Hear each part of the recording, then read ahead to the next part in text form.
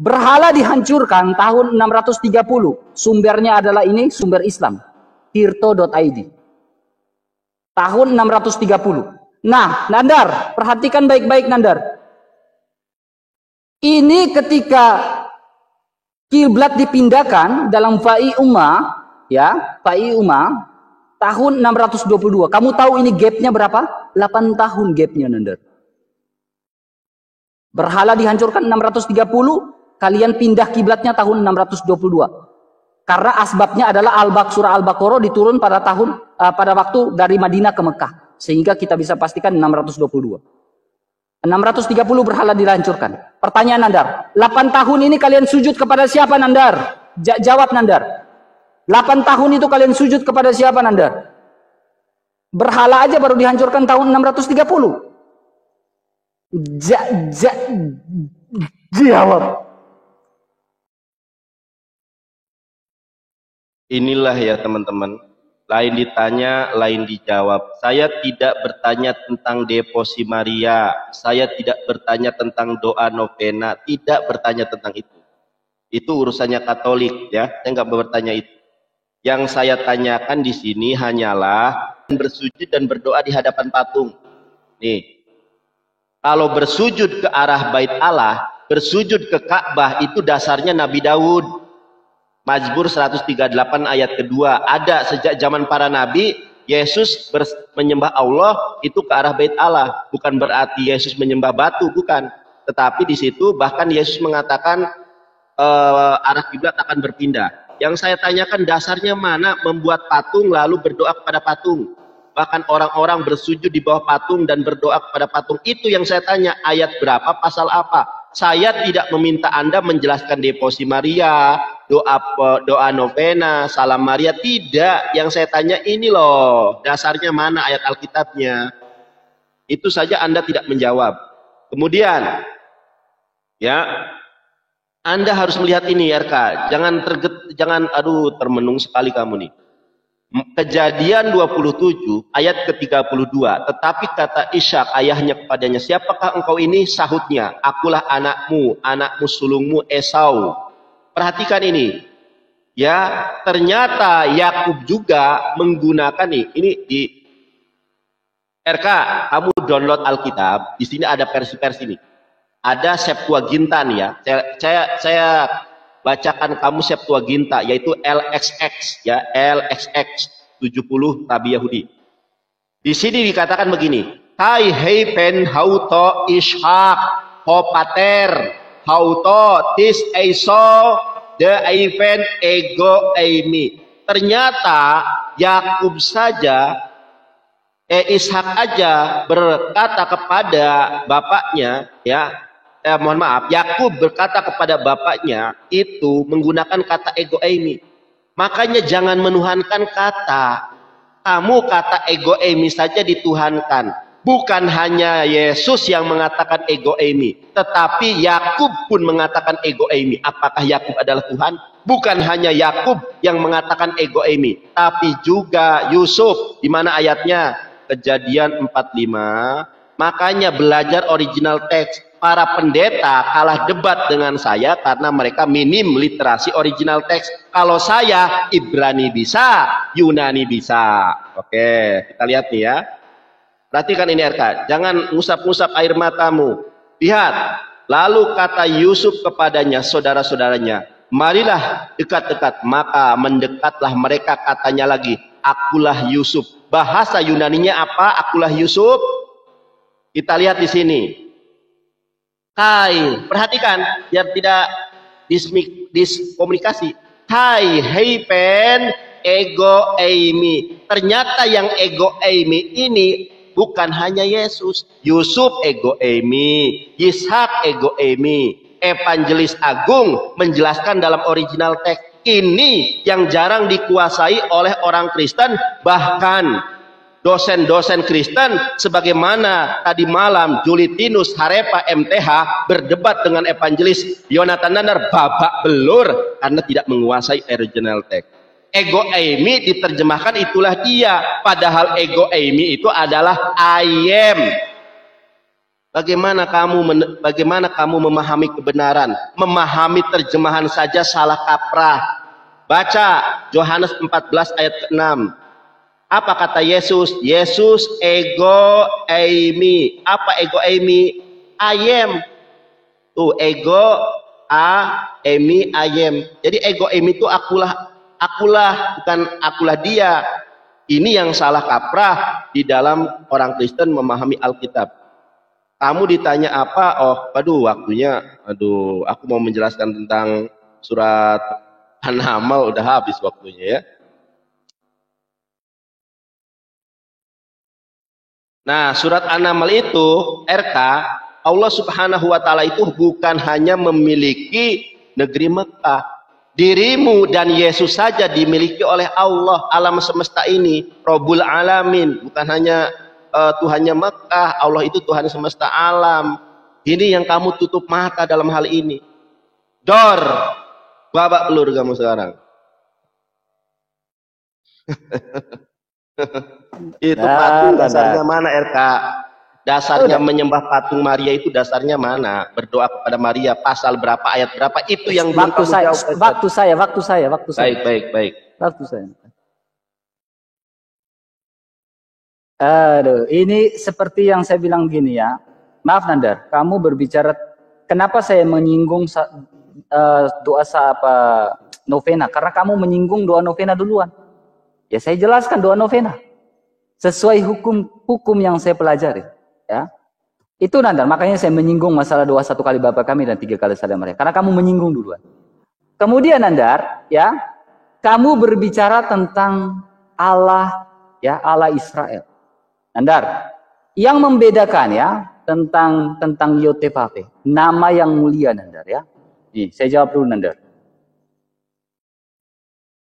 Nih, Nandar, jawab. Ulangan 28 ayat 58. Jika engkau tidak melakukan dengan setia segala perkataan hukum Taurat yang tertulis dalam kitab ini dan engkau tidak takut nama yang mulia dan dahsyat ini, yakni akan Tuhan Yotevave, Allah. Pertanyaan saya Nandar, kamu banyak pertanyaan saya, kamu nggak jamah ya Nandar. Pertanyaan saya Nandar, apakah dalam Al-Quran menyebut Allahnya dengan nama Yotevave? Nama yang mulia itu, nama yang dahsyat itu, ada nggak dalam Al-Quran? Saya berlihat, kalau saya baca dalam Asmaul Husna, tidak pernah saya baca Yotevave dalam Asmaul Husna. Tidak pernah saya lihat itu. Ketika saya bicara tentang Tauhid, kita belajar tentang Tauhid, tidak pernah nama Yotevave di situ. Nama yang dasar itu Yot, He, Vave. Nandar tentunya tahu dong itu. Nandar kan pintar bahasa Ibrani. Harusnya Anda tahu, di mana dalam 99 Asmaul Husna itu tertulis nama Yotevave, nama yang dahsyat. Kemudian Nandar, tolong jawab Nandar ya. Kamu nggak saya jawab pertanyaanmu semua ini Nandar, tapi kamu nggak sentuh sekali pertanyaan saya Nandar. Yang membedakan adalah tentang ego ini, ya Nandar. Kita nggak bahas Tritunggal nih Nandar, nggak bahas keilahian, tapi kamu menyinggung. Yang membedakan ego emi ini dalam Yohanes 1 ini adalah NRK-nya Nandar. Apakah Yakub ada NRK-nya Nandar? Logika dasar aja. Emangnya Yakub ada NRK? Wahyu 1 ayat 8. Saya katakan ketika ada kurios berbicara tentang arke, berbicara tentang ego emi dalam Wahyu 1 ayat 8, akulah yang awal dan yang akhir. Apakah di situ membicarakan tentang Yakub ada pantokratornya? Pantokrator akan merujuk pada alfa dan omega, yaitu ego emi dalam Wahyu 1 ayat 8. Tidak pernah pantokrator atau arke, NRK itu merujuk pada Yakub. Di mana kalau pantokrator bahasa Yunani artinya yang maha kuasa itu merujuk pada siapa? Yakub. Di mana ayatnya? Tidak ada kau temukan ayat itu Nandar. Jadi jangan kemana-mana dialognya Nandar. Fokus ini kiblat. Dialog kita tentang kiblat Nandar. Jangan kemana-mana. Saya belum buka data-data saya semua nih Nandar. Baru 2 pertanyaan kau udah keok Nandar. 3 pertanyaan kau keok. 4 pertanyaan kau tepar dengan saya Nandar. kamu ini, oke Nandar, saya kasih ini pertanyaan, saya ulang lagi Nandar. Saya udah kasih clue. Saya yang tanya, saya yang jawab Nandar. Al-Baqarah, surat Al-Baqarah, ya turun 622. Karena ini posisi dari hijrah dari Mekah ke Madinah. Sesuai Al-Baqarah 144, baginda Muhammad menengadah ke langit. Sehingga ada pertanyaan dalam asbabnya, dalam Ibnu Katsirnya. Sehingga mereka disuruh untuk menyembah Allah Tuhan negeri Mekah nih. Pertanyaannya, berhala dihancurkan tahun 630. Sumber Islam nih, tirto.id, yang data sumber Fa'i Umah. Nah, kamu punya data sejarah enggak kayak gini Nandar? Nah, pertanyaannya, ini ada gap nih, 622 dengan 630. Selama 8 tahun kalian menyembah apa Nandar? Kemudian Nandar, saya tunjukkan, Siramu Borak Furi Nandar. Kalian sudah naik haji pada zaman itu, ada 630 berhala, Siramu Borak Furi. Nandar, saya belum buka lagi Nandar. Dalam surah Al-Ma'arij kau berbicara tentang barat dan timur. Al-Ma'arij ini Tuhanmu bersumpah untuk Allah, timur dan barat. Kamu bisa jawab juga Al-Ma'arij ayat 40.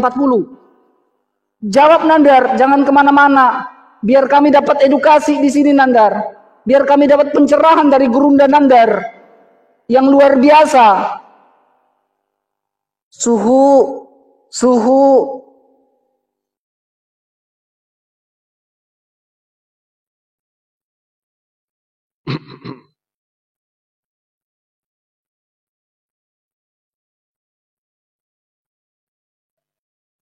Tuh, teman-teman kita di framing katanya kalah debat, kalah PK. Sultan, wa tujahiduna fi sabilillahi bi amwalikum wa anfusikum. Berjuanglah di jalan Allah dengan diri kalian.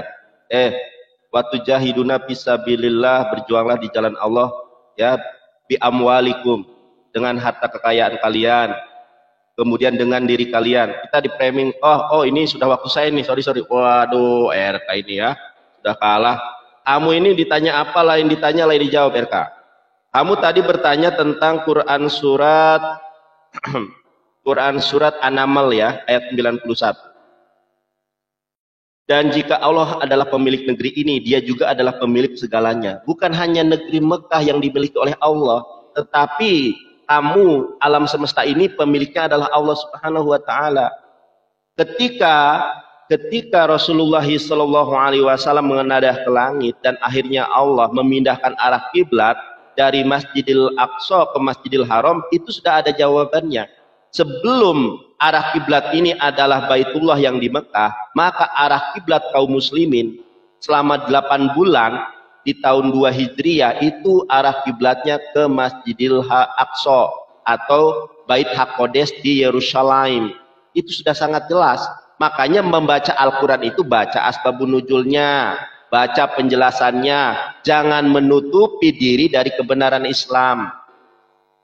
Justru yang saya tanyakan, kalau arah kiblat kaum muslimin jelas Masjidil Aqsa, yaitu Bait HaQodes yang dipercayai oleh Yesus dan Daud, tapi setelah itu beralih ke Masjidil Haram karena nubuatan Yesus di dalam Yohanes 21 ayat keempat. Sementara orang Kristen kiblatnya bukan ke Baitul HaQodes, bukan juga ke Masjidil Haram, tapi kiblat orang Kristen kepada patung. Makanya saya tanya kepada kamu ya, ini saya rasa closing dari saya aja ya, karena RK nggak menjawab saya dari tadi. Lihat RK, lihat nih ya, lihat ini RK ya. Kita lihat dulu mana tadi ini. Lihat RK ini ya. Ini yang saya tanya loh RK, kamu ndak jujur RK. Kalau orang Islam kiblatnya ke Baitullah ada dasarnya, baik dalam Al-Quran maupun di dalam Alkitab. Yang saya tanya dasarmu, kenapa kalian ini berdoa kepada patung, bersujud kepada patung? Dasar Alkitabnya mana dibolehkan menyembah patung? Kita lihat nih di dalam Alkitab. Oncom, terima kasih, berkah selalu ya. RK, kita lihat nih ya, orang Yahudi saja di dalam Keluaran 20